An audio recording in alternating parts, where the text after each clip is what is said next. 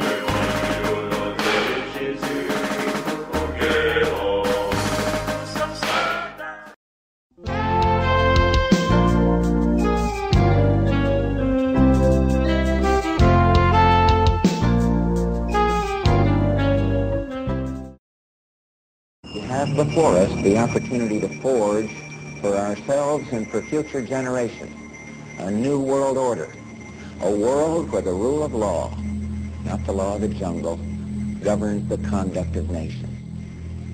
When we are successful, and we will be, we have a real chance at this new world order, an order in which a credible United Nations can use its peacekeeping role to fulfill the promise and vision of the UN's founders.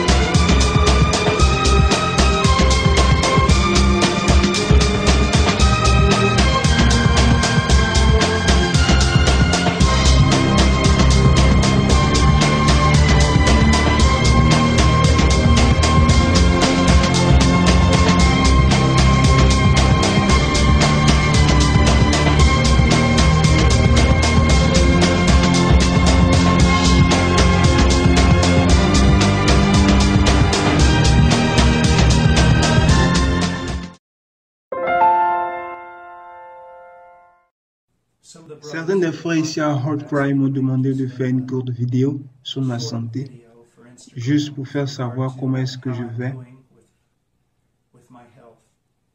Ma santé s'améliore, elle se fortifie de plus en plus, même si je suis faible et que je lutte encore avec certaines choses.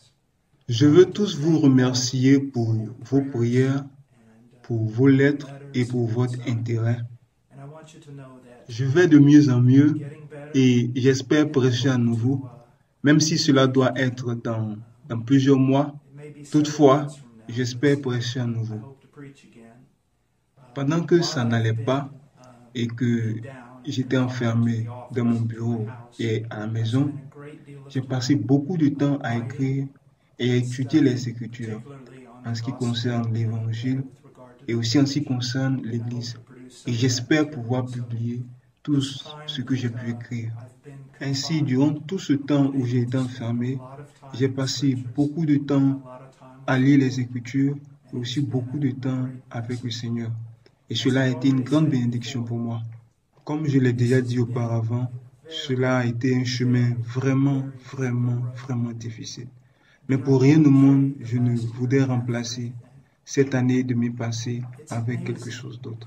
C'est étonnant comment les grandes épreuves peuvent être une plus grande manifestation de l'amour de Dieu envers nous. Il nous montre qu'il n'en a pas encore fini avec nous. Il nous montre qu'il veut que nous devenions matures et que nous soyons semblables à l'image de son Fils. Et il fera tout pour que nous soyons semblables à Christ. Je sais que je n'ai pas fait beaucoup de progrès, mais je sais aussi que cette année m'a été d'une grande aide. Encore une fois, je vous dis merci pour vos prières et merci pour votre sollicitude. S'il vous plaît, continuez de prier pour que le Seigneur achève l'œuvre qu'il a commencée en moi, de sorte à ce que je sois un meilleur serviteur et un serviteur plus utile pour notre Seigneur Jésus-Christ. Merci. Que notre Seigneur vous bénisse.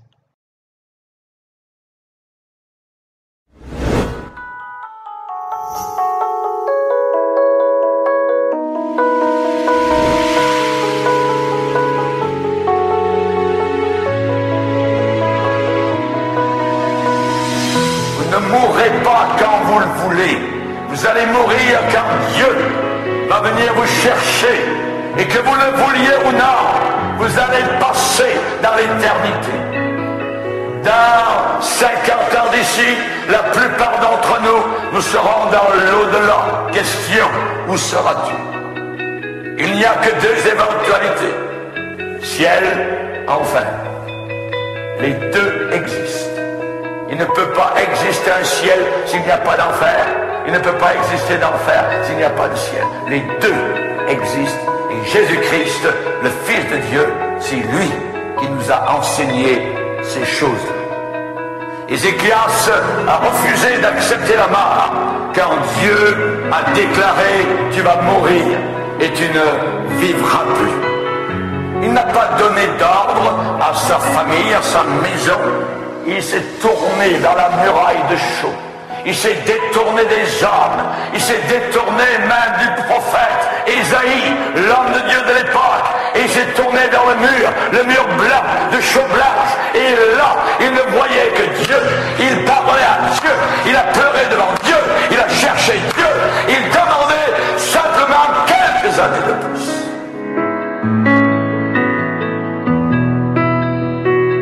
Chers amis, la question a été posée par le pasteur de Jérusalem, le pasteur Jacques. Et Jacques a dit, qu'est-ce que votre vie? Qu'est-ce que votre vie? Et il répond par le Saint-Esprit. Votre vie est comme une vapeur qui paraît pour un peu de temps et qui ensuite disparaît. Nous paraissons quelques années et ensuite nous disparaissons. Mais nous continuons à vivre. Et nous avons besoin de nous préparer. C'est la raison pour laquelle la Bible dit « Prépare-toi à la rencontre de ton Dieu ».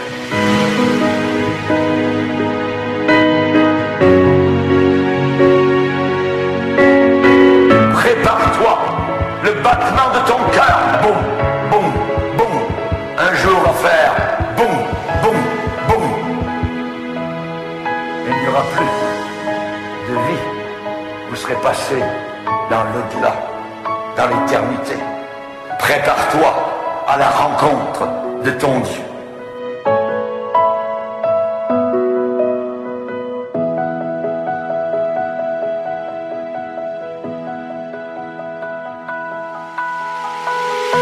Quand le temps va arriver, le moment défini de la mort, souvent c'est difficile de l'accepter. Mets ta maison en ordre, parce que tu vas mourir, tu ne vivras plus. Mets ta maison en ordre, ça veut dire mets ta vie en ordre. Dieu veut de l'ordre. Personne qui vit une vie désordonnée ne pourra passer dans les portes de la gloire.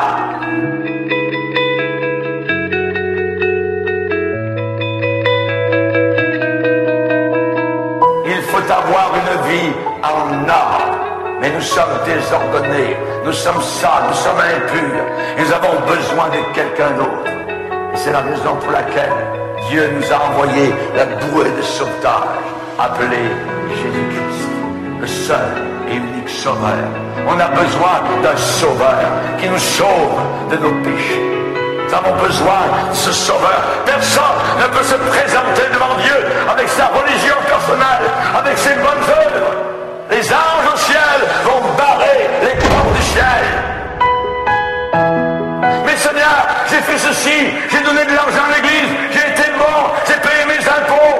Non, la porte du ciel sera barrée devant vous, parce qu'il vous faut un sauveur avec vous pour entrer là-haut dans la gloire.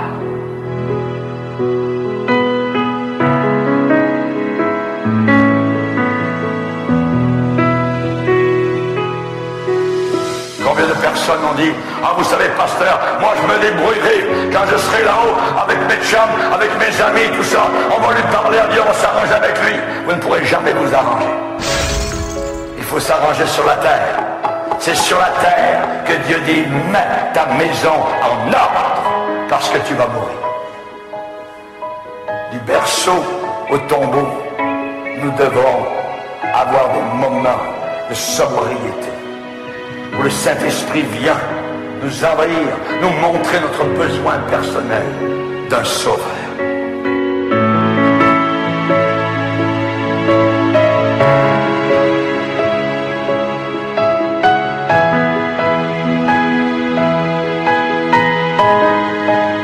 Quand le temps arrive, la mort va frapper.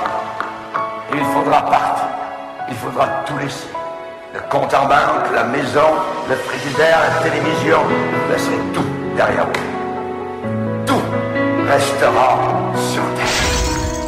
C'est l'homme sage de l'Ancien Testament, Salomon, qui a dit, il y a un temps pour tout, un temps pour toutes choses sous les cieux. Il y a un temps pour naître et il y a un temps pour mourir. Quand la mort va frapper à votre part, si vous n'avez pas donné votre vie à Jésus, ce ne sera pas les anges qui vous emmèneront dans le sein d'Abraham, dans le paradis de gloire. Ce sera les démons qui vous attireront vers l'enfer, là où il y a des pleurs, des grincements de dents pour l'éternité, pour l'éternité, pour l'éternité, pour l'éternité.